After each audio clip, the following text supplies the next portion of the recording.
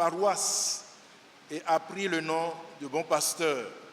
Pour célébrer ce jubilé de diamant, prêtres, archevêques et fidèles sont réunis non seulement pour des retrouvailles, mais également pour renouveler leur engagement à travailler comme un intendant fidèle et avisé. Ça fait déjà près d'1 an que nous sommes en train de vivre ce temps de jubilé avec beaucoup d'activités et le Seigneur nous fait la grâce aujourd'hui de conclure ce jubilé. Mais cette conclusion est en même temps un commencement parce que ça permet de repartir à nouveau dans la joie et dans le bonheur avec un engagement renouvelé pour le Christ. Car c'est pour lui que nous sommes là et c'est le Christ qui nous engage sur son chemin de salut et c'est notre joie, notre espérance en même temps. Ces 60 ans d'âge consacrent aussi le renouvellement de l'Église. Il s'agit d'une modernisation complète de la paroisse avec de nouveaux complexes et bâtiments réaménagés.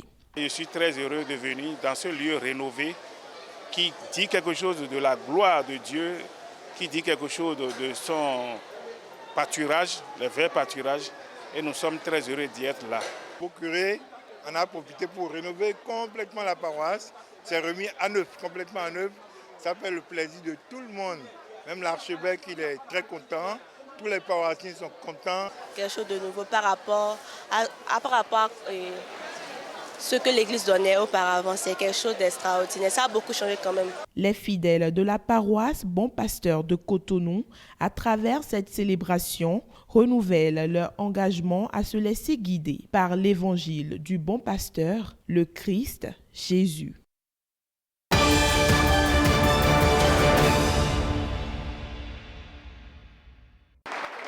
Ils ont décidé de sortir de l'anonymat pour enfin s'afficher sur l'échiquier national des mouvements défendant la cause des travailleurs. Les 15 membres du bureau du Sinatra Nocibé, plébiscités sous les ovations des congressistes, ont désormais la responsabilité de défendre les intérêts des travailleurs de l'entreprise, ceci dans un dialogue sain et des méthodes pratiques techniques. Oui, nous le pouvons. Non pas la force, non pas des propos désobligeants. En tout cas, nous y veillerons. L'enfant tant empêché est né. Il a grandi en Égypte. Et par la providence, il vient de rentrer sur sa terre promise ce 4 novembre 2023. Les défis qui attendent les membres du bureau élu sont énormes au regard des difficultés quotidiennes liées aux conditions de vie et de travail. Défis qu'ils doivent relever à travers cette nouvelle forme de syndicalisme que leur recommande le secrétaire général de la Confédération des syndicats autonomes du Bénin. Le Sinatra Nocibé doit être au service de l'entreprise. Il ne doit pas être uniquement au service des travailleurs.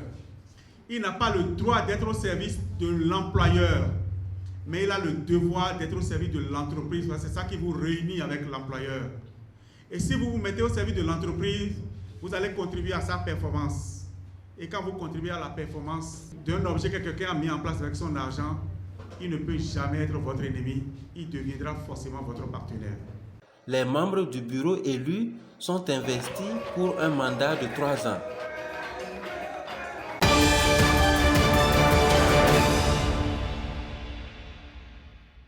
Catalyser la productivité agricole, telle est la dynamique qui sous-tend la mise en œuvre du programme ACMA 3, approche communale pour le marché agricole, phase 3, suite logique des 2 précédentes phases.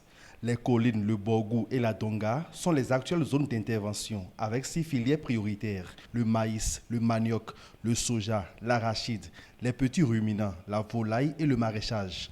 Le comité de suivi, deuxième organe après le comité de pilotage, tient ici sa première session pour une meilleure opérationnalisation du programme lancé le 3 novembre 2022. C'est une session inaugurale. Ça permet aux acteurs membres de ce comité de se connaître. Ça aussi, évidemment, comme ce qui est stipulé dans les objectifs de l'événement, c'est de présenter le programme aux participants. L'innovation de cette 3e phase du programme est qu'elle rend le présidium du comité de suivi permanent, présidium dont le lead est assuré par le ministère de l'Agriculture. Le rôle, c'est quoi? C'est de s'assurer que l'intervention est en phase. L'intervention est alignée avec les politiques du gouvernement, avec les documents cadres qui existent, mais aussi avec les réalités locales et les opportunités. Care International Bénin-Togo, l'Institut Royal des Tropiques, KITS, l'ambassade du Royaume des Pays-Bas au Bénin et le Centre international pour le développement des engrais IFDC chef de file constituent le comité de pilotage de ce programme. Il s'est réuni le 21 septembre dernier et a formulé un certain nombre de recommandations que nous avons soumises à l'appréciation du comité de suivi. Les Pays-Bas ont décidé de soutenir, de financer le programme ACMA 3 compte tenu de très bons résultats obtenus au cours des 2 dernières phases, c'est-à-dire ACMA 1 et ACMA 2. D'une durée de 5 ans, le programme ACMA 3 prend fin le 30 novembre 2027.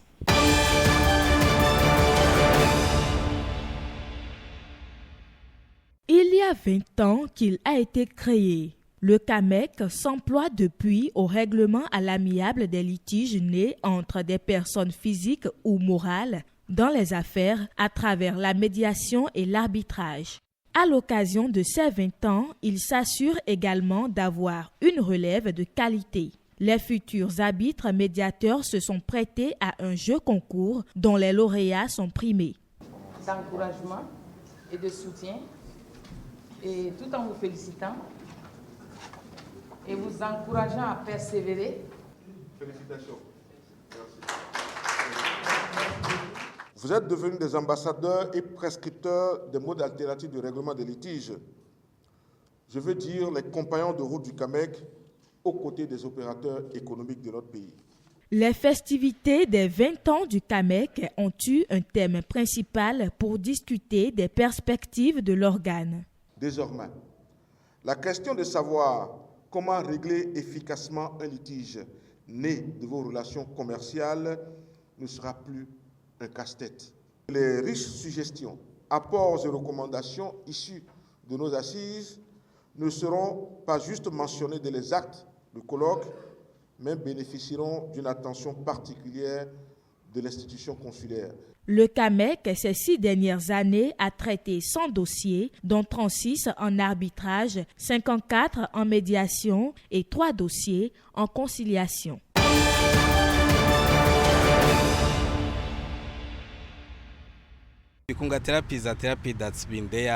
La thérapie Kunga existait bien avant ce siècle. Nos ancêtres y faisaient recours pour soigner des problèmes aux genoux et même de fortes migraines et des céphalées.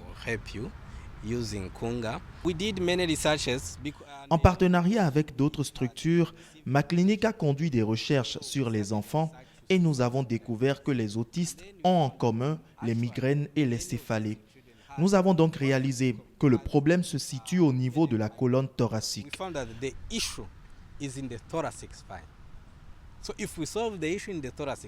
Donc, si nous réglons le problème à ce niveau, nous arrivons à résoudre l'autisme. Au niveau de la colonne thoracique qui se situe ici, il y a les neurones connectés au cœur. S'ils sont réparés après dommage, l'activité cardiaque sera normale, la quantité de cortisol va être réduite et celle de la dopamine va augmenter.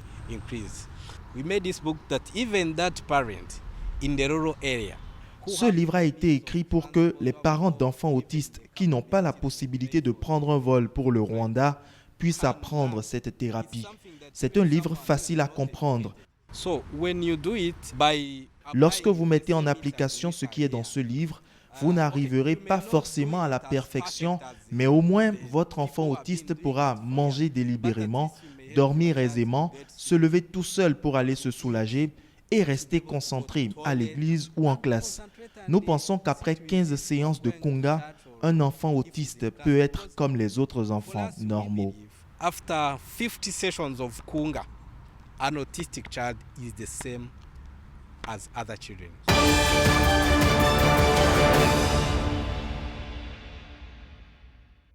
Le marché d'assurance mondiale en croissance au rythme de l'évolution démographique. Mais au Bénin, la mayonnaise peine à prendre. Pour 12 millions d'habitants, l'Association des sociétés d'assurance du Bénin, ASA Bénin, compte 13 compagnies d'assurance avec un chiffre d'affaires de 85 milliards de francs CFA. Nous ne pratiquons pas les mêmes branches d'assurance. Il y a les 6 sociétés qui s'occupent de l'assurance de personnes et 7 autres qui s'occupent de l'assurance de biens, les véhicules, les maisons, les navires, etc., etc. Depuis l'avènement du PAG2, du PAG1 et du PAG2, nous avons beaucoup de matières assurables qui sortent et nous devons les couvrir. Mais il se fait qu'il y a des entreprises qui passent toujours par les mailles du filet et n'assurent pas du tout ces constructions-là. Les motos, par exemple, ne sont pas assujettis à l'assurance alors que c'est eux qui créent plus de dégâts dans la circulation. Il y a toujours des gens qui ne s'assurent pas pour la construction de leur maison. À ces enjeux du marché béninois d'assurance s'ajoutent des problèmes d'adaptation dont se plaignent toutes les sociétés d'assurance de la région FANAF, Fédération des sociétés d'assurance de droit national africaine, et dont le diagnostic a été fait au cours de la 9e édition du Forum des marchés d'assurance. Après la Covid-19, après l'intensification du numérique dans nos pays, il y a le problème de digitalisation. Il y a aussi les phénomènes de remise en cause de l'ordre constitutionnel dans plusieurs pays où s'installent des régimes qui ne sont pas constitutionnels. Et puis le phénomène sécuritaire dans les États qui n'offrent pas un cadre de travail propice pour les entreprises d'assurance. À partir du 31 décembre 2024, toutes les entreprises d'assurance non-vie doivent passer à un capital minimum de 5 milliards de francs CFA. Est-ce que les entreprises sont prêtes dans le contexte actuel? À la faveur de ce forum, qui s'articule autour du thème « Marché de la zone FANAF entre défis et perspectives », nous voulons véritablement engager des échanges ouverts sur les spécificités de nos marchés nationaux en donnant la parole à ces derniers. Plus d'une centaine d'acteurs des marchés d'assurance en Afrique se réunissent donc pour s'inspirer de l'expérience de chacun afin de trouver des solutions aux problématiques du développement de leur marché.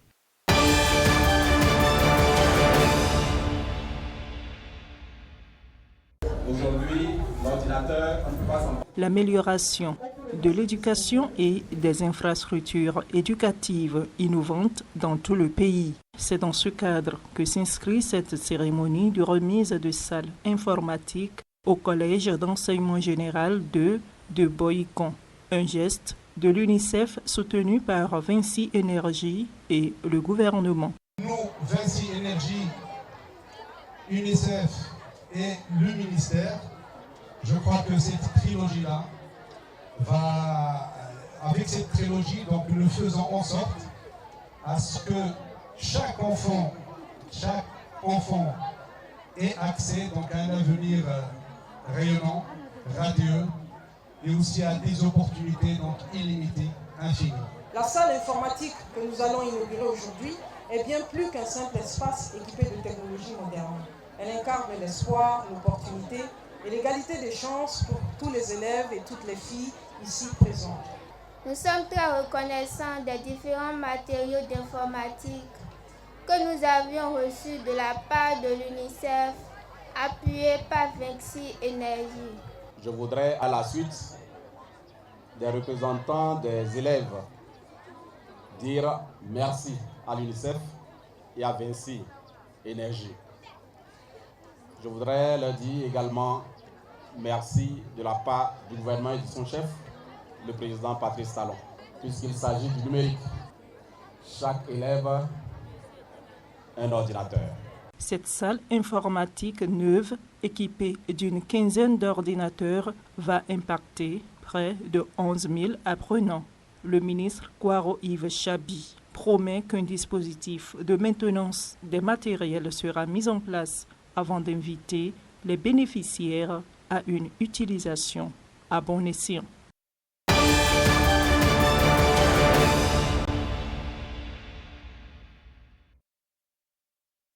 Enabel reconnaît la valeur des femmes agricultrices du Bénin en les associant à la célébration de la Journée internationale de la femme rurale. On ne peut pas parler de développement sans les femmes. Et aujourd'hui, nous sommes dans l'accompagnement à l'agroécologie. Nous mettons aussi en relief nos réserves. Les femmes ont quelque chose à faire quand nous parlons de la préservation de la biodiversité. Vous êtes en train de nous faire voir votre capacité de dire que les produits que vous produisez, que vous avez sortis des champs, peuvent avoir de la valeur ajoutée. Donc vous êtes des acteurs de développement. Journée de réflexion sur les conditions de la femme rurale, mais aussi de son implication dans le développement. Face à l'ampleur des défis rencontrés par le secteur agricole et le caractère pressant des enjeux climatiques et environnementaux, un renouvellement des pratiques de production et de consommation semble nécessaire pour nourrir la population avec des aliments sains et de bonne qualité, tout en préservant notre planète et en garantissant une activité viable, vivable et résiliente. La coopération suisse, qui appuie également cette célébration, fait dans ses programmes une place importante à l'amélioration des conditions des couches les plus défavorisées. Chères agricultrices, le secteur agricole au Bénin regorge beaucoup de potentialités pour les femmes. Et c'est pourquoi nous ne pouvons pas parler de développement du secteur agricole dans notre pays sans vous. La coopération suisse met un accent particulier sur le genre en renforçant les capacités des femmes pour l'expression de tout leur potentiel, aussi bien dans les fonctions reproductives que productives. Les questions d'héritage, d'intrants et de crédit, autant de difficultés auxquelles font face ces braves femmes. Cette célébration est aussi l'occasion pour l'Association nationale des femmes agricultrices du Bénin de faire découvrir le savoir-faire de ses membres.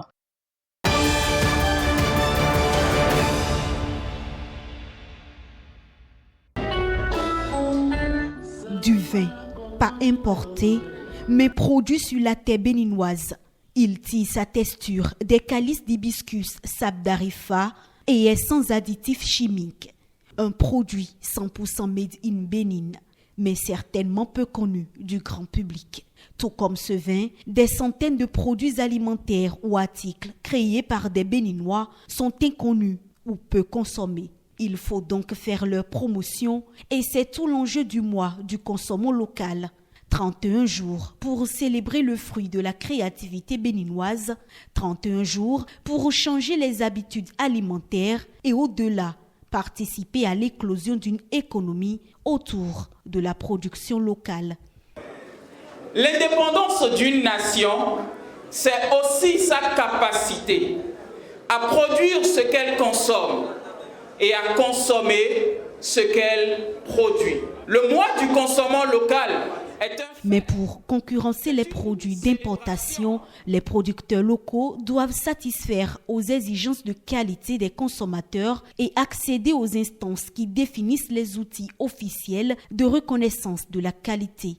Depuis 3 ans, Label Groupe International s'est donné comme mission première d'aider les producteurs à créer et à développer leurs entreprises de distribution indépendantes afin de mettre en place le packaging nécessaire pour l'écoulement des produits sur le marché. Pour réussir cette mission, il se dote d'un réseau d'ambassadeurs du consommant local. Le Label Groupe International est le plus grand réseau de distribution basé sur la vente directe en Afrique.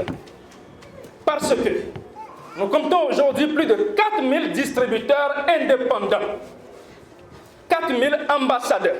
Quand vous voyez les différents drapeaux qui sont disposés, ce n'est pas pour la décoration, mais c'est parce que Label Groupe International est bel et bien présent dans chacun de ces pays. Label Groupe International se veut être un hub, un creuset qui rassemble les acteurs, dont l'unique point commun reste le consommant local. Que vous devenez distributeur, vous devenez ainsi propriétaire de votre propre entreprise de distribution. C'est un honneur pour le ministère de savoir que ces actions portent et que les gens suivent.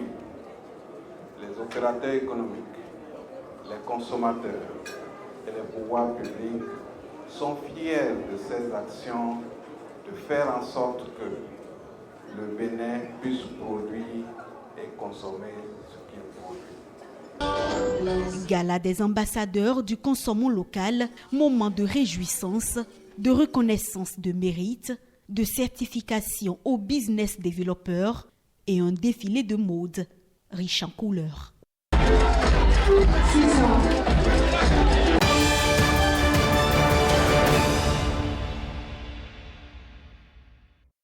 Da Azehungede Untumambu, c'est le nouvel élu pour présider au bureau exécutif national de l'Association des géomanciens et spiritualistes du Bénin.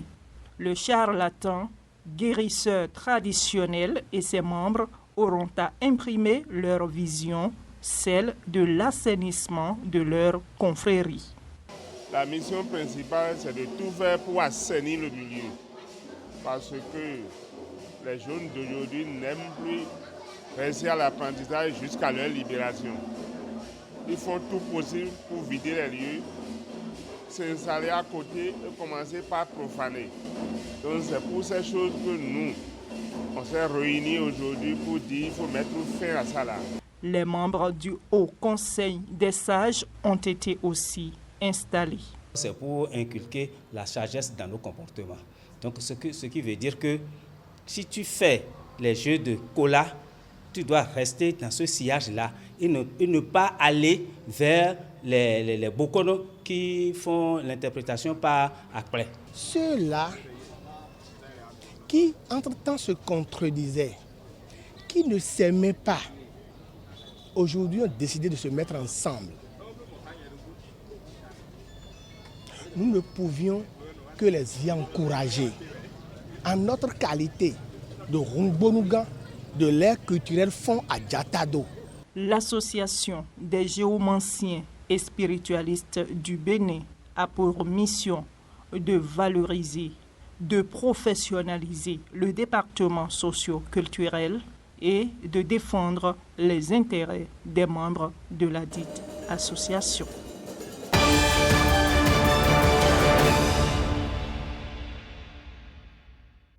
Un module de 3 salles de classe, un bureau, des toilettes modernes, le tout muni d'un système d'éclairage solaire autonome. La Fondation Coris Bank International Bénin dote ainsi le CEG Suya dans la commune de Niki d'une infrastructure moderne qui répond aux normes EQF, à savoir École de qualité fondamentale. C'est avec une profonde gaieté de cœur que nous, élèves du CEG Suya, vivons en ce moment la remise de ce joyau qui soulagera désormais nos peines, qui consistaient à rester dans des salles de cours sous une température infernale. Nous remercions très sincèrement la Fondation internationale et Coris Bank pour cet honneur hors norme qu'ils nous ont fait. Nous vous promettons de maintenir le cap des 100% obtenus au BPC 2023. Car si avec les difficultés nous avons pu obtenir 100%, nous n'avons aucune raison de régresser grâce à ce joyau qui nous donnera à coup sûr un ouf de soulagement. Population de l'arrondissement de Suya, voici votre joyau qui véritablement baigne dans un modernisme et qui, à travers son confort, contribuera nul doute à l'éducation et à l'épanouissement des enfants. Nous espérons ainsi insuffler une dynamique nouvelle à la scolarisation des filles et garçons de l'arrondissement de Suya et des arrondissements avoisinants. À vous, chers amis, élèves, de faire un très bon usage de ces locaux et d'y voir chaque jour l'expression de l'engagement de Coris Bank International pour un Bénin plus prospère et plus grand. D'une valeur de 50 millions de francs CFA, ce joyau de Coris Bank International Bénin impactera significativement le système éducatif béninois.